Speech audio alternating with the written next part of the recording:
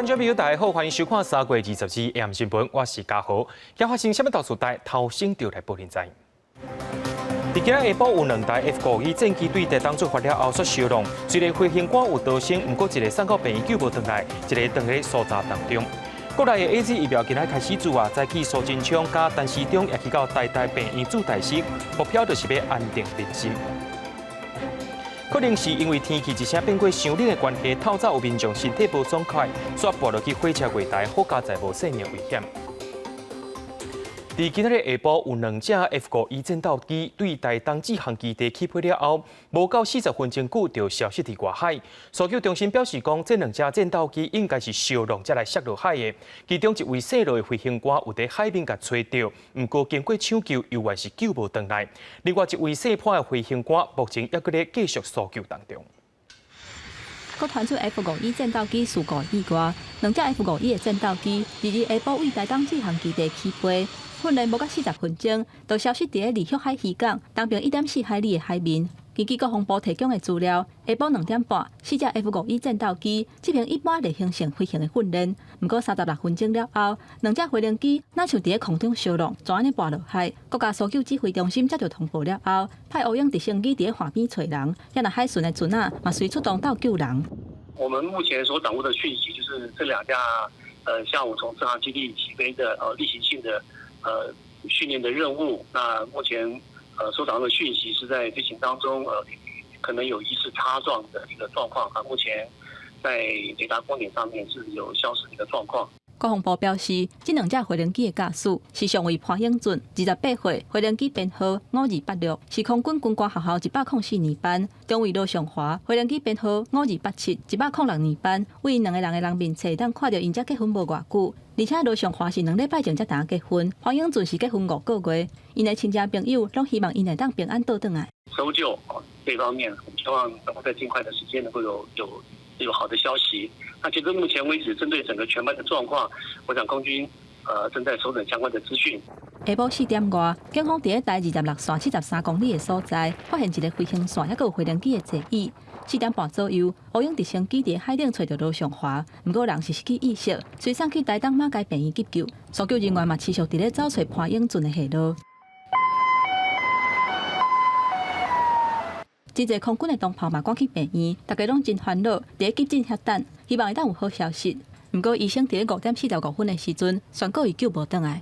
也那志航基地 F-52是全面停飞，单做检测，因为旭海渔港的天气无好，上大的阵风有甲10级，而且为高兰偏到大武的沿海，影响真大，嘛增加救人的困难度。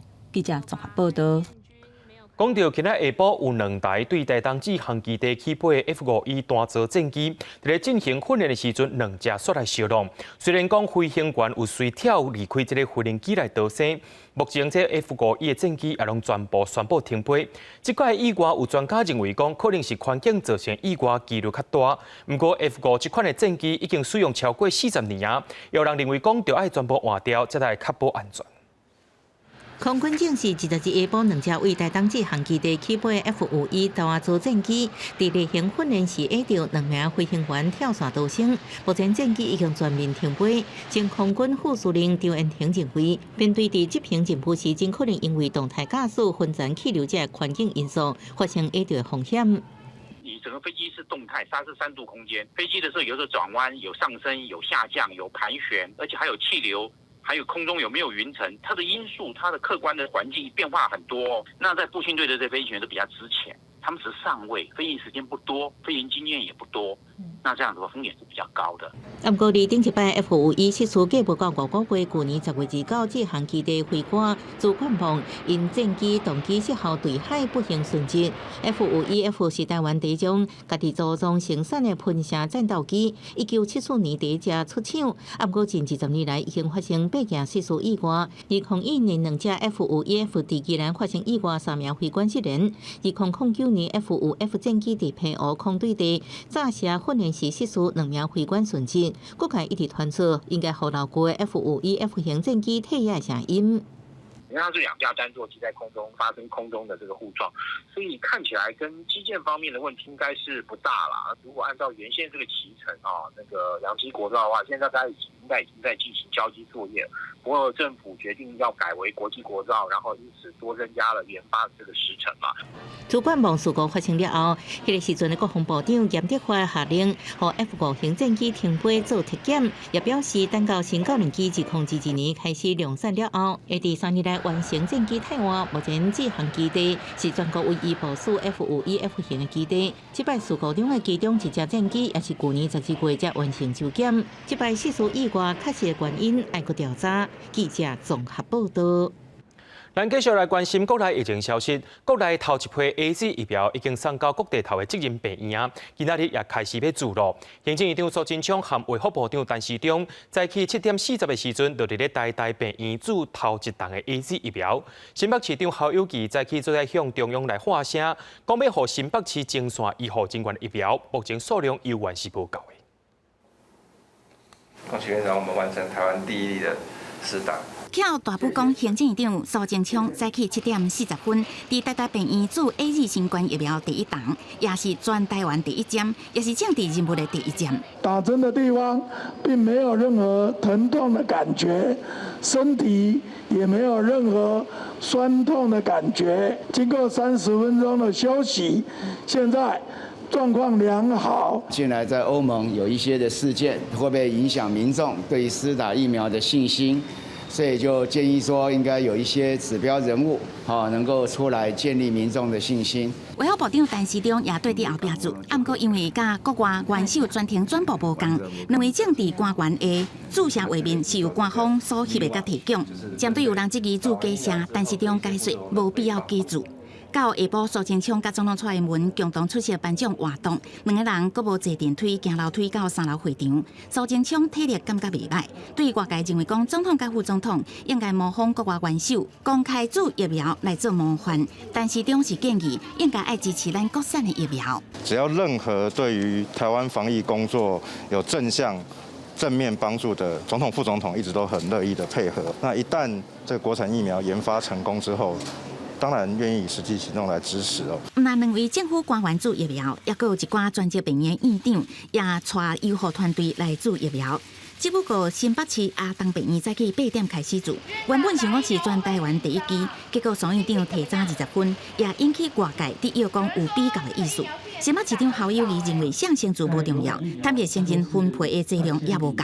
第一线的医护同仁是24%。4900多人配发到新北市是3800剂，所以疫苗我相信中央还会陆陆续续配发下来。另比新北市的3800剂，台北市是分到5800剂。市长郭文哲早起9点前往和平病院去看注预防社的进度，讲即马疫情是稳定无助的级别性，不过国门两开嘛是爱注。我们不可能永远锁国下去嘛，所以到时候国门一打开。外国人要进来，打是一定要打的，只是说现阶段他没有那个急迫感了。若是媒体询问注疫苗这件代志，变做政治小批评。郭文哲是因讲，家己对医疗专业较有兴趣，无正面的回应。记者综合报道。讲到咱国内 AZ 疫苗开始注了后，疫情指挥中心所推出的预防社健康系统也正式开始使用了。若准有注疫苗民众，若准加入这个系统，就通看到注预防社各种的知识，甚至会甲你关怀提供建议。这个目的就是要追踪注疫苗了后，敢有啥物款的状况发生。把手机对壁顶的 QR code 扫一下，民众伫病院注新冠疫苗了后，只要伫一关机的 V-Watch 系统注册写资料，系统就会自动通知爱国填健康状况的日期，提供疫苗相关的卫生教育，还有相关的建议，会追踪民众的健康状况年半的时间。这是疫情指挥中心上新推出的注疫苗健康追踪系统。目前还是在医护人在施打。那使用率当然会比较低。那未来说这施打的人多了之后，那些资料的收集对自己也有帮助。国内开始注 AZ 新冠疫苗，全台湾已经有30间病院院长有注。顶礼拜后面，甲世界卫生组织针对 AZ 疫苗开会评估安全性。疫情指挥中心表示，会议的结论有4项 ：AZ 疫苗预防的效果，也是较侪过风险。整体来讲 ，AZ 疫苗伫各国也是会当继续来注。上个礼拜为止，他们已经接种超过2000万剂的 AZ 疫苗哈，那可是只有18件，还不能100%排除跟疫苗是否相关的一个状况，所以这个当然也有提醒有这样的一个需要持续的观察。就算世界卫生组织评估了后，认为 AZ 疫苗的效果较侪过风险，不过指挥中心也是提醒民众，做好了后建议伫咧附近休困半点钟。确定无任何无爽快才离开。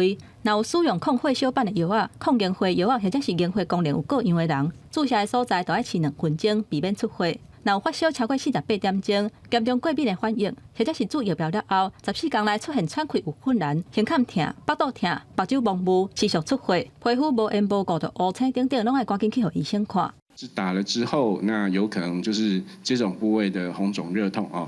那这个部分也会造成全身的这个疲倦啦、头痛。不过这个都是属于轻微，而且在数天内消失。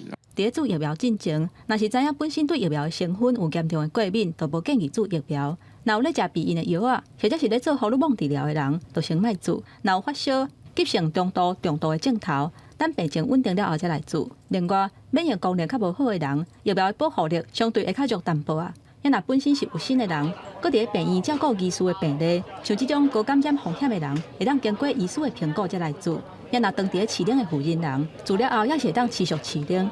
记者综合报道。受到冷气团的影响，北部温度一声就降真低。对昨暗到今仔早起，台北地区就6件熊熊被喘气、无心跳案例，其中有5个人不幸来过往。就亲像今仔早起有一位63岁旅客伫咧10字火车头柜台等车的时阵，可能是这个天气温度伤过低，身体无爽快，伊就无细力跋落去铁轨路。好佳在目前状况有较稳定啊，敢是天气所造成的咧？向警过来调查。这个男性滑手滑慢慢啊上楼梯，行去外台要等车，外面当中煞熊熊无看人，因为伊无细力跋对铁轨路去。参谋人员发现的时阵，伊已经无喘气嘛无心跳，警消随赶到现场，加在上病院抢救了后有恢复意识，不过是安怎伊会熊熊跋落铁轨路？当时我们车站同仁以及我们路警所的警员有陪同一起到了医院那边。那医师是说，目前这位旅客的肺部是有发炎的现象。这个63岁男性有得着肺炎、慢性病。22透早5点外去10字火车头坐车，按算去互医生看。迄当阵的温度敢若有15度，敢会是熊熊变天，致使伊发病，还搁来调查。不过医师嘛提醒，3月份已经春天啊，气温变化真大，若有慢性病患者或者是坐火人，熊熊死亡的几率就会提悬，都要特别注意。剧烈的一个温差的变化的时候，尤其天气在外面天气很冷的时候，出门一定要注意保暖。那尽量如果在天气非常寒冷的时候，也尽量避免外出，尤其有些慢性病的病史或是老人家，要特别当心。受到大陆冷气团的影响，22台湾北部的气温熊熊降低。根据消防局的统计，台北伫1天内熊熊发病，送去病院进前就无喘气、无心跳的案件至少有6件，其中有5个救无回来。大部分都是坐火人，不过敢是甲天气的变化有关系，还佫要进一步调查。记者综合报道。中国最近这10年来上介强的风背影影，昨深更的时阵去互大陆冷气团做来到台湾，好佳在今仔日有落雨，影影则无遐严重。不过，伫咧金门、马祖、高雄、屏东地区，有关有17个观测站达到干吗色的提醒，若阵较高过敏的民众就要特别注意。另外，气象局也针对着基隆、新北、桃园、新竹县发出低温的特报，要注意10度以下低温。爬起哩关楼远远看台北101，因为落雨，佮加上境外沙尘扫入的视线无好，中国境内发生最近10年来上强的沙尘暴，因为土粉较大粒，对着冷气团安尼向南吹过来。礼拜半暝已经到台湾的天顶，伫风头的富贵甲影响上大，空气品质出现干吗色的定区。受到落阵雨的影响，中部以北空气品质大部拢是黄色普通，南部潮州站因为较风尾，污染物累积，呈现红海等级。有降雨的关系，所以呢，比我们预估值还低哈。那所以目前来讲呢，红色的警戒只有潮州一站。环保署估计，中部以北的空气品质伫过头了后就会较好，不过中南部是因为无落雨，干吗色的空气品质定号也是会持续落去。气象局观测，大陆冷气团发威，透早台北市伫阳明山测到7.6度的气温。基隆汤圆透早平地气温也落破11度，估计拜日透早中部以北的温度也是有较低。那这样子的比较冷的天气呢，预计持续到礼拜二的清晨，礼拜二白天开始，大陆冷气团减弱了。但是要提醒，从礼拜二晚上开始，一直到礼拜三，会有华南雨系东移影响我们了，所以降雨又会逐渐的增多了。气象局提醒，拜一规工北台湾是10个冷，中部山区原来落雨，温度伫日时回温的幅度无大。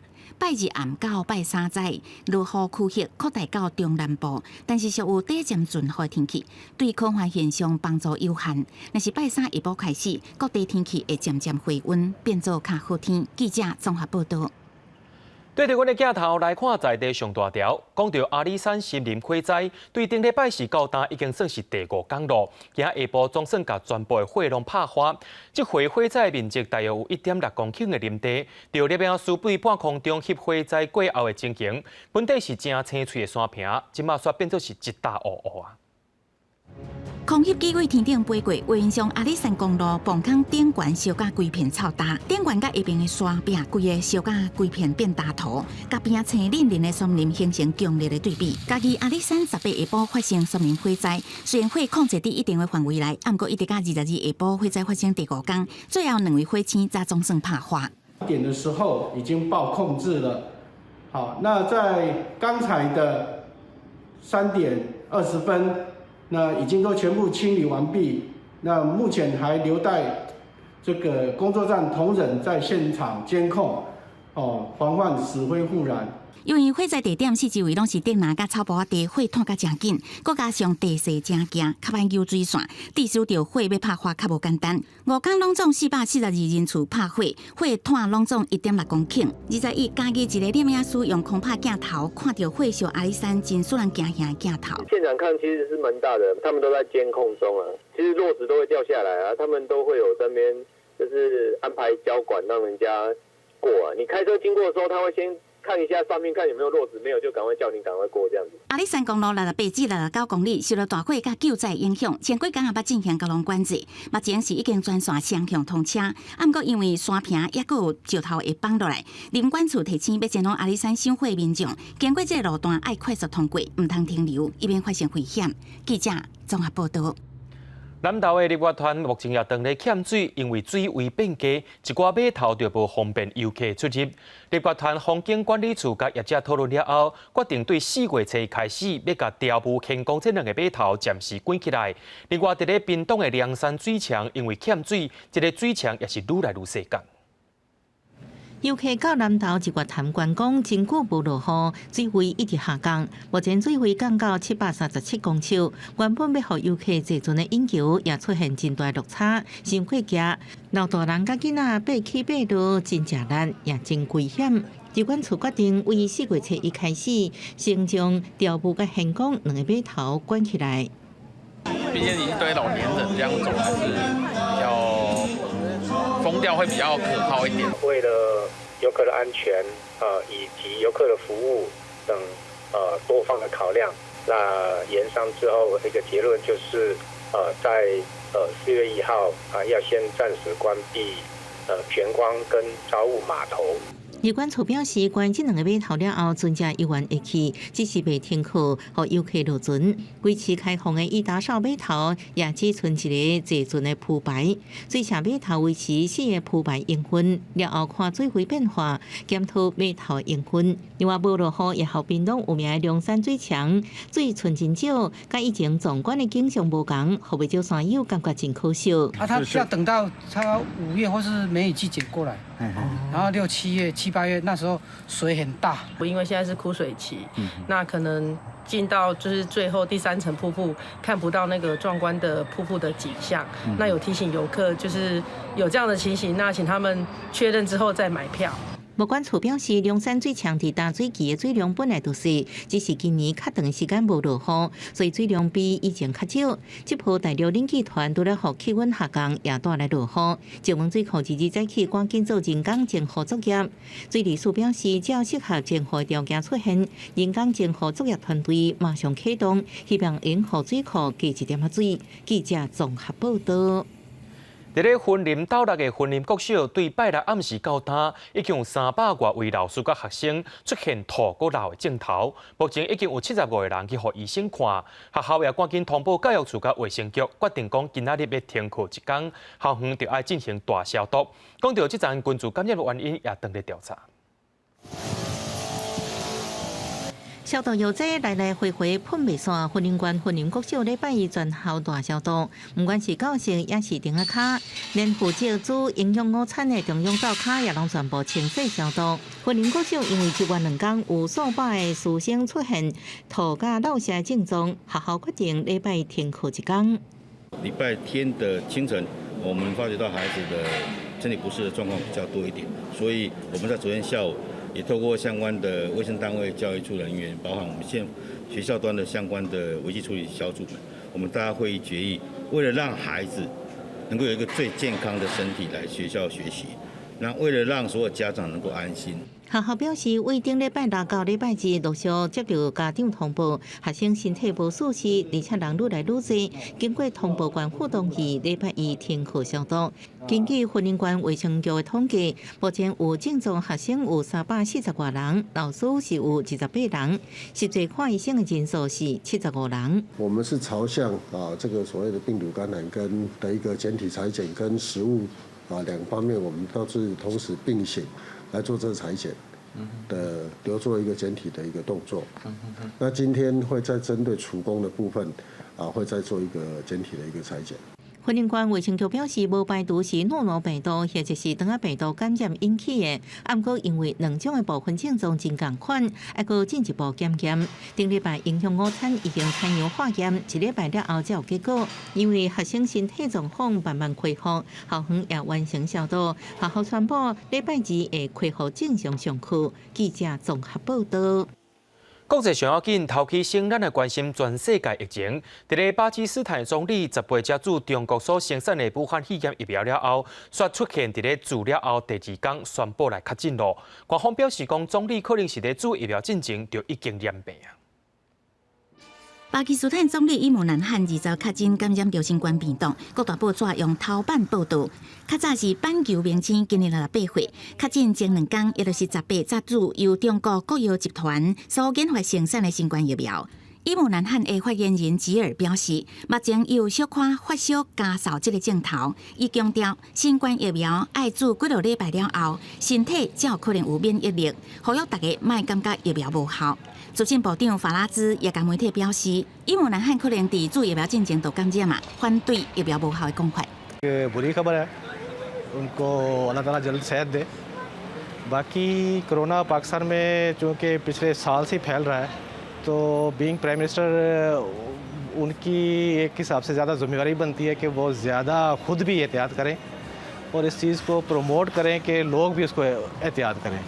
镜头看印尼，伫这个穆斯林占全国87%的国家，伊斯兰最高组织伊斯兰学者理事会伫19讲 AZ 疫苗内含猪仔的成分，产制过程使用猪仔的胰蛋白酶来分解蛋白质，所以无得认证清真产品。不过因为疫苗有这个级别性，也是鼓励穆斯林来做。阿斯特杰利康有呛是声明反对这个讲法，表示疫苗并无使用猪仔的成分，产制过程也无接触到猪仔的产品。We can see a lot of fake news on the social media. We not need to take the vaccine, this and that, all the fake news we can see. I say to everyone, I took the vaccine this morning, and everybody should take the vaccine. We should protect the NHS. 时刻教徒伫要迎接光明节的庆祝新年甲丰收活动，英国一位时刻教的社区甲当地医师合作，成立疫苗注射的诊所，鼓励民众莫分宗教来这个所在注意放射。负责的医师是讲，包括时刻教徒在内，社区目前也搁存在对疫苗的疑虑，已经违反网络顶充满着疫苗无实在的消息。希望用带头注疫苗，会当启发全球其他时刻教徒安心做。公司新闻林浩如编译。讲到日本首都圈的紧急状态宣言，经过2届延期时间，22总算要解除禁令啊。接落来4个月后就要举行东京奥运咯。日本政府也决定讲，外国游客是袂当来看比赛，若阵已经买票啊，会当全部退钱。餐饮业者了掉门口的公告，宣布结束营业时间限制。日本包括东京、基玉新内村、甲千叶的首都圈，在延长2届紧急状態宣言期限了後，日々總算是解禁嘛。今やるべきことは新型コロナを一日も早く収束をさせ、安心と賑わいのある日常を取り戻すことです。緊急事態宣言は本日をもって解除となります。首都圈解除紧急状態，代表日本全國完全解禁，包括餐飲業者輕鬆經濟。因為根據日本有名的飼料公司帝國蘇吉銀行統計，為去年2月到今年3月，因為疫情破產的公司數量已經超過1100間，其中餐飲業者的數量上濟。因為各月4個月東京奧運就要開幕，美國開始盛會團上就會為活動開始。日本政府緊在日々全國解禁，加強對奧運進程的防疫措施，冇向全球傳達希望的意思。只是在觀眾方面，為了防疫，日本奧運組委會已經決定禁止海外遊客入境看比賽。それは迎える日本側もそうですし、海外の選手、お客様含めてですね、本当に安心して日本に来れるのかどうか、そこがよくわからないので。今回は致し方ないというのが僕の個人的な考えです。外国のから人が来るっていうのは、日本もそうですし、外国の方もそうだと思うんですけど、それぞれにリスクがやっぱりあるかなと思っていて、なので私は今回の決断については賛成ですね。目前 IOC 國際奧委會甲國際拍奧會攏發布聲明，表示對日本的決定感覺真失望，也毋過會尊重甲接受當局的決定，嘛強調原本已經買票的外國遊客會當全部退錢。若是日本國內的觀眾會當互偌濟人入場看比賽，該經過討論了後，閣另外公布。本次新聞台上編譯。在咧澳洲的東華，最近這2天因為雨水量攏破紀錄，有一寡所在說是咧做水災，田園厝體全部流去。在咧新南威爾斯，目前已經有18000人撤離啊，說咧上界大的水壩也已經填滿滿。澳洲政府也在提醒民眾，要愛特別注意水的災情。在雪梨西北部的城镇温莎，經過連續幾日天的大水雨，城鎮主要的河霍克斯伯里河的水位已經強要甲温莎橋淹過。目前警方已經封鎖附近的車路，嘛提醒民眾要趕緊撤離，尤其是附近的車路已經開始出現大凹凹，嘛影響到交通的安全。澳洲媒體報道，霍克斯伯里河附近21個水位淹到12公尺懸。雨是落無歇困，水尾的水位恐驚會漲到60年來上懸點。根據氣象的預報，霍克斯伯里河的水位在22可能會到13公尺懸。救援人員至少出動500架的勤務，包括吊車受困，還有一架火啊爬起伫厝頂，救援人員用直升機將救起來。We went to bed last night. This was all green paddock, and when we woke up this morning, we had a lake. 新南威爾斯的人口有800萬人，是澳洲人口上界濟的省。省長貝雷吉克利安表示，這個大水雨比原本預估還佫較嚴重，尤其是雪梨西北部地形較低的所在，災情不斷。這嘛是官方認為上界危急的所在，一直提醒民眾，這個做大水有潛在危及生命安全的威脅。另外，因為這個州已經有幾百間厝雨水淹去，嘛經過災區的居民都愛隨離開，估計還佫會持續撤離差不多4000人。若雪梨幾個水壩的水攏已經溢出來，包括上大也就是負責主要供水的瓦拉干巴大壩的水位嘛滿出來。這是5年來頭一屆發生，當局發出水災的警告，嘛甲這區的居民撤離。官員表示，澳洲這屆拄到的是半世紀以來上界嚴重的水災，呼籲民眾都要保持警戒。公視新聞吳文良編譯。人講聽某是大丈夫，拍某是豬狗牛。托尼基20日官方公布頂頭宣布要退出打擊預防家庭暴力，以及着防止婦女遭受暴力嘅伊斯坦堡公約。那後面呼籲托尼基愛保障女性嘅權益，就清名嘅婦女也甲當地女權團體行向街頭，呼籲托尼基政府着愛趕緊來改變心意。上清的婦女甲幾個女權團體在河中到托尼基首都安卡拉，也伊斯坦堡公約中準的布條畫口號，呼籲政府保護女性權益。Yani dün gece bir kararname ile İstanbul Sözleşmesi'nden çıkıldığı duyuruldu. Yani bunu kabul etmiyorum, reddediyorum. Ben yurttaşım. 土耳其官方公布20报道，宣布土耳其退出伊斯坦堡公约。这公约2012年伫欧盟执委会通过，2014年伫土耳其正式实施，目的是打击对妇女暴力甲家庭暴力，另外也将囡仔纳入保护对象。如今当局决定退出，引起群众不满。Not only a convention, basically, but it is a country's dedication. It is the symbol for a country's commitment to women's rights. 欧盟外交事务高级代表博雷利伫推特发文表示，充满遗憾，也个无法度理解。欧盟执委会主席范德赖恩认为，妇女应该受强有力的法律保障。相关方不讲提出理由，不过一直以来，国内宗教团体甲保守派将公约看作是鼓励离婚、破坏传统家庭价值的原乡，甚至助长 LGBT 团体城市，这也反映出世俗主义甲伊斯兰主义之间的问题。Batı'da ailenin çöküşü, kadının metalaştırılıp bu kutlu vazifeden uzaklaştırılmasıyla başlamıştır. Aynı oyunu bizim de üzerimizde oynamaya çalışıyorlar.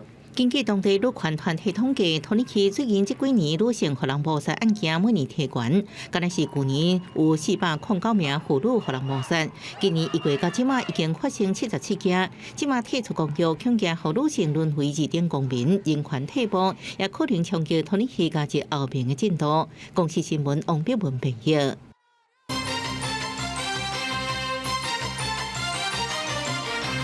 讲到咱国内的 AZ 疫苗对今仔日开始注下，真侪病院的院长拢带头大声注，希望会当增加医护人员注疫苗意愿。另外，伫咧今年初发生疫情的桃园病院分配到400档的 AZ 疫苗，早起开始注到300人去登记。另外，也有医护人员表示讲，虽然烦恼副作用的问题，不过伫咧前线医护人员注疫苗是应该爱做的。埔里桃园病院伫门诊大楼的2楼设注疫苗中心，报名要注的医护人员爱做基本身心状况的评估，还有抽血才会当注。埔里桃园病院注疫苗的头一天，分配到400支，有300个人登记。之前我都是照顾重症跟舱内的病人，是自我隔离保护要做到好 ，SOP 要做到这样子，所以并不会太担心说这个药物的保护力不够。家人难免一定会有一些担心啦，但是基本上我们觉得，今天打完啊，这个过程都很顺利啊，没有什么不舒服。为了提高医护人员注疫苗意愿，埔里桃园病院副院长陈日昌透早就带头来注疫苗。头一批疫苗按算伫2天内分4批注好了，目前无不良的反应。初次打嘛，所以我们的流程是比较谨慎一点，然后医师的评估完了以后，才会进入施打的状况。注好了后，比一个 OK 的手势。台大病院院长吴明贤透早就来注疫苗，讲注了后无啥物无爽快的症状，甲注流感疫苗的心情差不多。针对媒体报道副作用的几率真悬，吴明贤讲，其实应该甲正名或者不良事件。任何的针剂的药，第一个打现场，当然一定为什么要休息观察？因为有些人会有一些过敏性反应可能是他的不良事件。不过这欧盟的调查是，这些发生血栓的人本身就发生血栓的高危险。AZ 疫苗引起血管塌掉的事件，要互因对疫苗无信心。不过，加做第一线医护人员，现在接触到疑似的病例，未像因那是决定来注疫苗。可能会有一些副作用，什么血栓的，也是会有一些担心的。不过，身为前线的医护人员，我觉得打疫苗应该是必要的。国内开始注头一批的新冠肺炎疫苗，而且爱伫8礼拜了后注第2档才有保护力。所以，伫5月底进前，还阁注1档，按算会先互6万的医护人员来注。记者综合报道。讲到前线医护人员也开始注 AZ 疫苗啊。那讲到一般民众的意愿例，前卫生署长尤志良今仔日是以台湾社会调查所所长的身份发表注意放射意愿调查，讲大约有4成民众会看中这个政治人物，敢有去注，才来决定讲敢要对咧注。AZ 预防射2日开始注，民调公司台湾社会调查所顶礼拜3、拜4对全台湾1000多几20岁以上的民众做调查，发现44.2%的民众会看总统若有先注，就愿意对咧注；若卫福部长陈时中先注，有43.6%会对；行政院长苏贞昌若带头注，有39.1%会对。其他的国家，你看哪个国家都是领导人先的，倒不是说他是最优先，他是应该要让民众来相信这个疫苗。杨志良认为，虽然应该爱医护优先，不过总统带头做是必要的。伊记得亲像拜登，甲过去每一任美国总统拢是公开。另外，伊嘛建议陈时中应该爱成立独立委员会，对有预防者有不良反应发生的时做调查。不可能不发生，就打完疫苗。有发生不良事件，有一个独立的委员会，然后今天不是讲嘛，要赔多少钱啊？我们本来疫苗就有一个基金，如果证明这是疫苗所引起的，就有赔偿。调查嘛问到民众，若有机会会当伫未来一礼拜做 AZ 预防射，敢若有24.9%的人表示愿意来做，会考虑其他后比手牌来做的有27.4%。另外，对敢要引进中国籍预防射，有46.4%认为是政治操作，不应该引进；有37.4%认为只要证明预防射有效，就应该来进口。杨志良嘛讲，国外预防射拢是爱通过紧急授权，而且完成3期的试验。国产预防射若敢若完成第2期的试验，因毋若袂去做，阁会带人去卫福部来抗议。记者林雅文、李玉凯台北报道。伫咧美中2加2会谈顶头，中国强调讲台湾是中国领土袂当分割的一部分。陆委会主委邱泰山今仔日也回应讲，中华民国是主权独立的国家。也若讲到两岸关系的部分，邱泰山也讲，开和平间交流是大先爱做的目标。希望中国莫甲万项代志拢想对政治去，更加莫用军事威胁。进前的美中2加2高层会谈上，美国关心中国伫台湾的行动，中国方面坚持回应台湾是中国领土袂使分割一部分，反对美国干涉中国内政。陆委会主席邱泰山29日立法院闭询时阵反击，咱国是主权独立的国家，无属于中华人民共和国。他自己本身呢，对他的所谓的政策的说明，都有一贯坚持。而且呢，事实上，在我们来看，是难以理解的这样的一个说法了啊。那因为他有他的话语权。重点是在我们也有我们的话语权。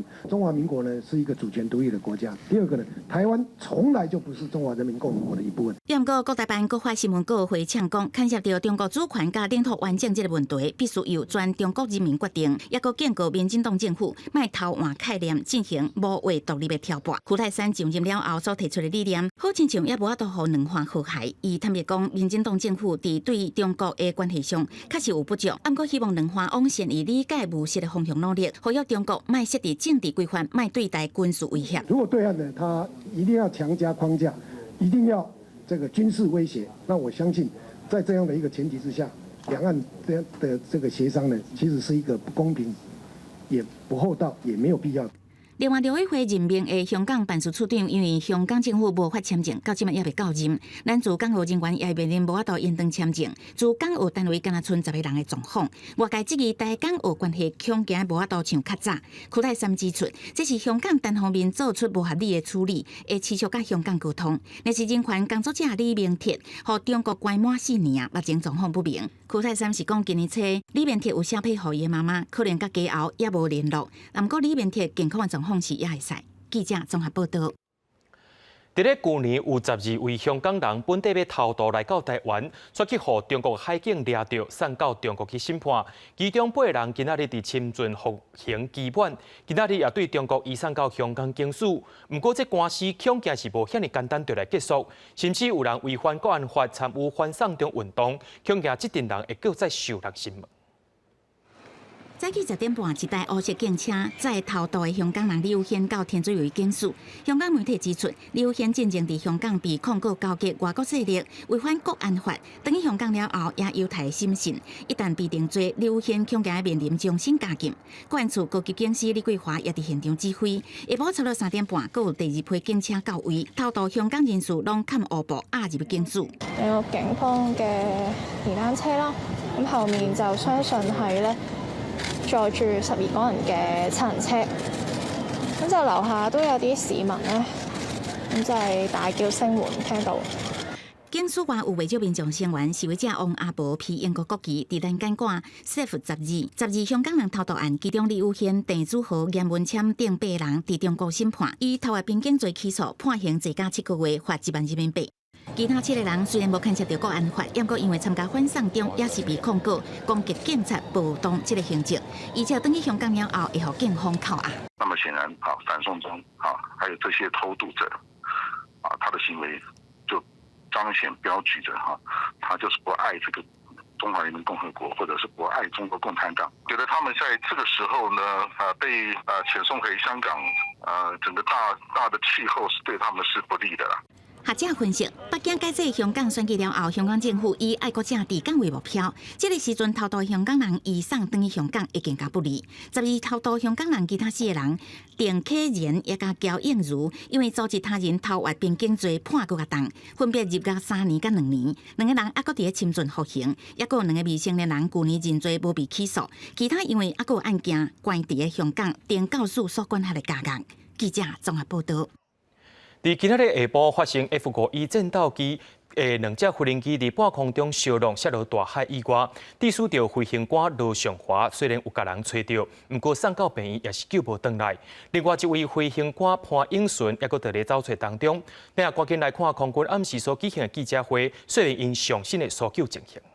满洲乡港仔村海岸线外大概1里的地方，目视到2号机的飞行员罗宗卫。在1641分时完成吊挂上机，腰拐动5分，降落在支航基地，立刻以救护车紧急转送马街医院抢救。很不幸的是，在腰拐4、5时，医院宣告我们这位同仁已经不幸的殉职。从支航基地起飞，穿过恒春半岛，到了嘉东靶场执行科目之后，返场的过程中航向朝东，将出海岸线的时候，大概在这边这个位置发生空中擦撞的事件，记者通报。光点后来精确测量这个消失的位置在2栋3的41里，直升机到达现场，发现罗宗卫吊挂的地点是在支航的2栋4的43海里。总统府的发言人表示，讲目前空军已经成立应变中心，进行搜救的任务。总统蔡英文也指示讲，救人的代志爱放大声，也着爱查清楚事故原因，向社会外界来进行报告。行政院长苏贞昌也表示讲，救人排第一，人员的搜救。人员的搜救要找找另外一位还未找到飞行官潘永顺，这个搜救的行动袂因为天色变暗就来停止，也请大家替所有的搜救人员加油甲鼓励。伫咧淡水的大船头灯塔是当地正重要的地标之一。不过，新北市目前所规划的淡海轻便铁路第2期南海线，恐惊会经过这个地标。也有人烦恼讲，这灯塔自安尼死就去互拆掉。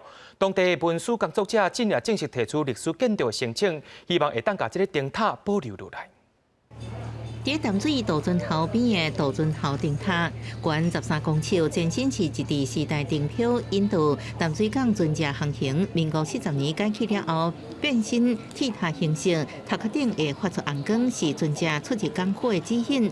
随着时代变化，这灯塔已经无搁负责导航的任务，不过依然被在地人看作是重要地标。这边讨海的人拢嘛，安尼看这个地标来。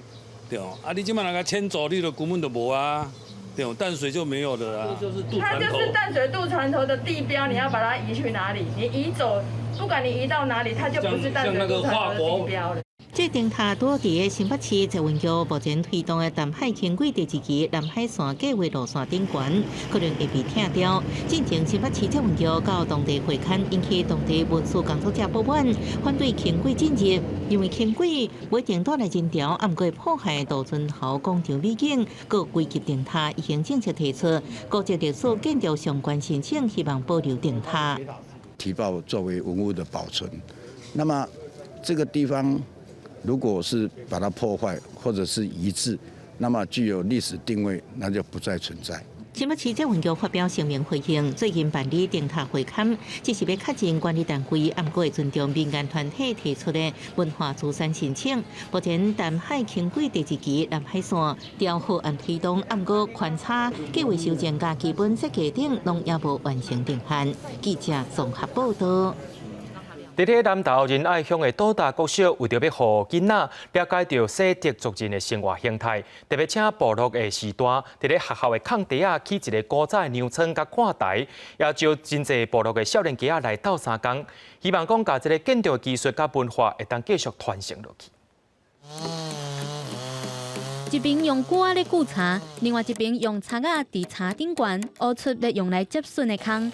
这是南投县仁爱乡的岛大国小，为着要去洗涤的传统娘村甲瞭望台，来做民族文化的教育场地。校方特别请部落的长辈来指导建筑工法。瞭望台啊，就那个比较高嘛，比较难一点，没有那么多了，很少了。大部分他们老长辈的话都没有了。沿袭他以前的祖先，就是他的阿公传统的工法来制作的。我们也邀请了部落的一些年轻人，借着这个机会来去学习一些传统的工坊。洗涤传统聚落的基本建设，就是徛家、娘村甲瞭望台。其中瞭望台唔但是用来侦测外来者，嘛是少年族人聚会重要场所。校方嘛邀请部落的青年来斗相共。同齐来传承这项强要消失的传统。以前都没学过，以前老人做那个传统屋也是跟他们学习的，做这个传统屋这样啊。在做这个谷仓跟瞭望台的过程当中呢，来传承到底是以前是用哪些材料啊？瞭望台为什么要建设在那个地方？岛大国小的校长表示，透过长辈传领这的青年来建造娘村甲瞭望台，希望会当互岛大的囡仔未来会当更加了解洗涤过去的生活形态甲传统文化。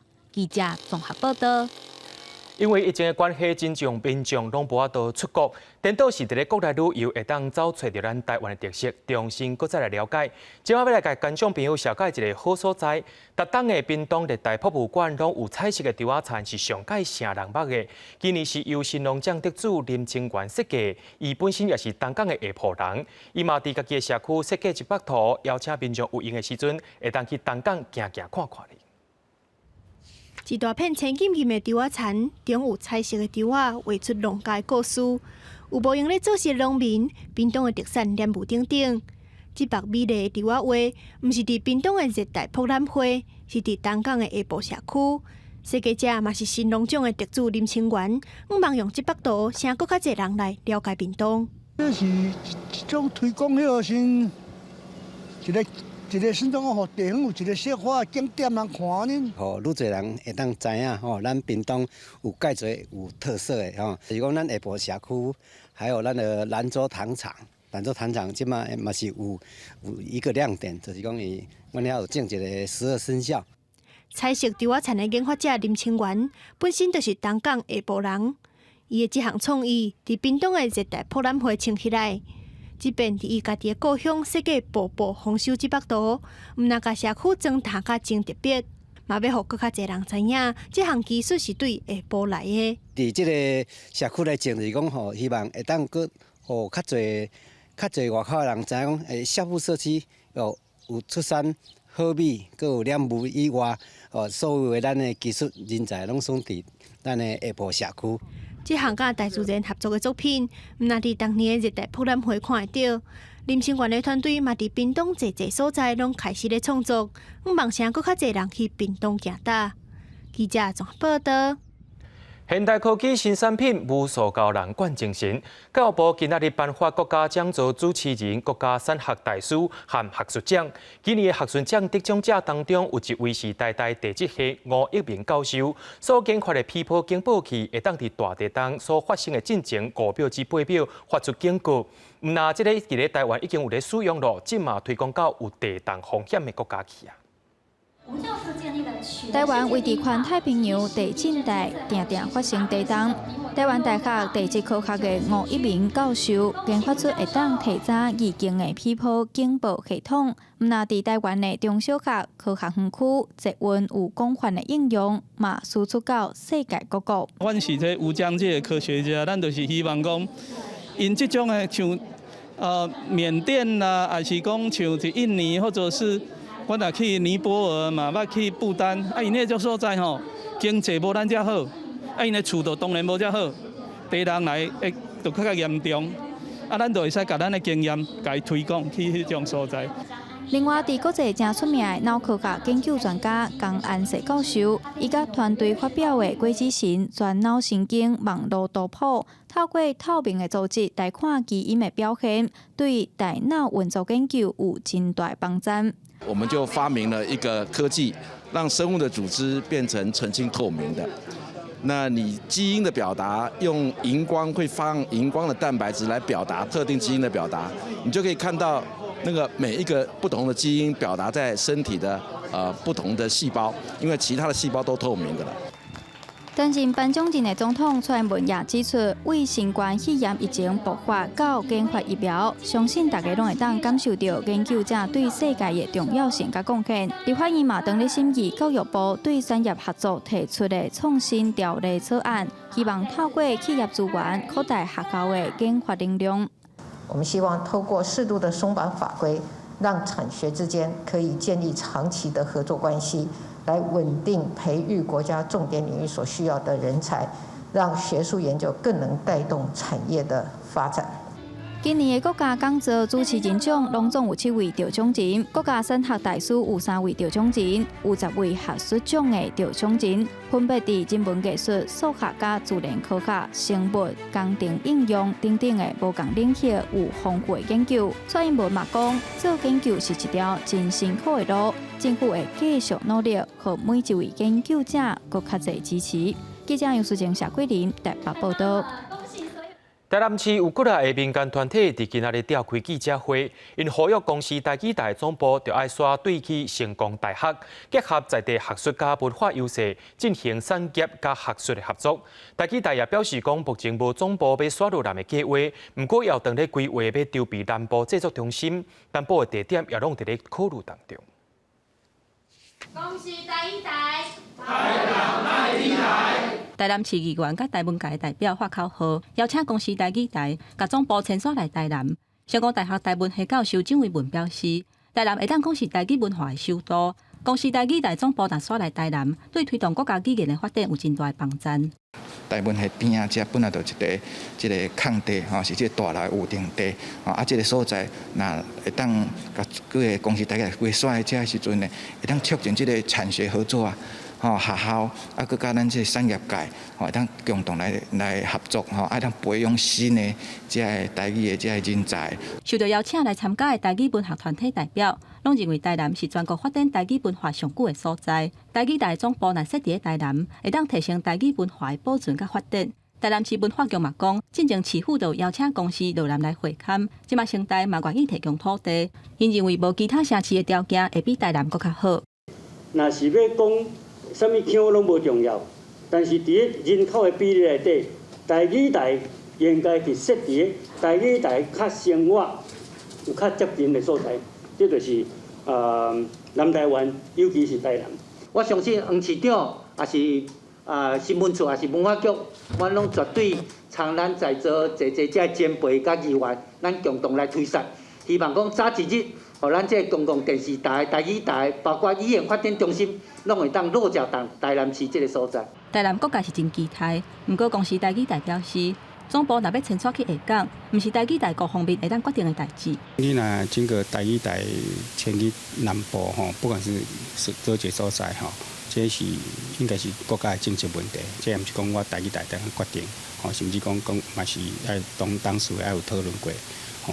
目前台语台是无这个计划。虽然也无迁徙去南部的规划，不过台语台伫台北开台了后，接到真侪南部的民众反映，因讲较罕有机会，嘛较无方便上北去参加节目的录影。台语台已经争取到2000万的预算，筹备南部的制作中心，地点包括台南、高雄、嘉义，拢有考虑在内，不过也未决定。记者综合报道。观众朋友，咱做伙来关心明仔载天气。气象局针对着基隆、新北、桃园、新竹县发出低温特报，要注意讲有10度以下的低温，民众要注意家己的身体状况。明仔载天气是好也是歹，做伙来看预报天就知。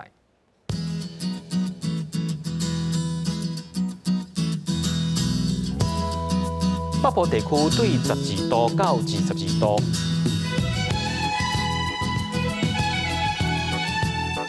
中部地区对15度到25度，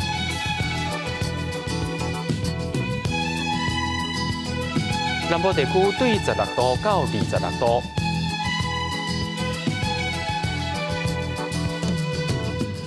东部地区对13度到22度。咱来看外岛地区，对11度到21度。也个未来3天气象。